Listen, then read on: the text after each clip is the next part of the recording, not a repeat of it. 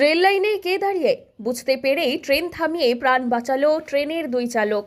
উত্তরবঙ্গের রেলপথে এক দুর্ঘটনা থেকে রক্ষা পেল যাত্রীবাহী ট্রেন 13248 আপ ক্যাপিটাল এক্সপ্রেস চালানোর সময় লোকো পাইলট শ্রী সঞ্জিত সরকার এবং সহকারী লোকো পাইলট শ্রী অলোক কুমার সিং চালসা ও নাগরাকাটা স্টেশনের মাঝামাঝি এলাকায় রেল লাইনের ওপর হাতের একটি দল দেখতে পান।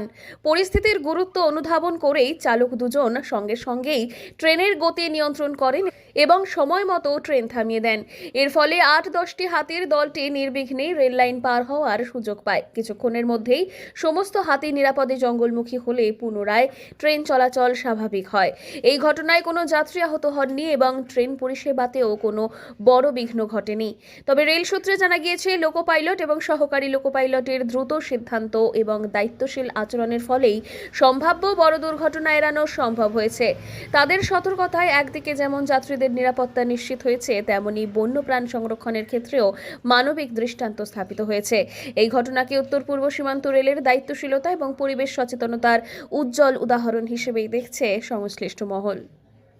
জলপাইগুড়ি থেকে সুরজিতের রিপোর্ট, লোকাল 18 বাংলা।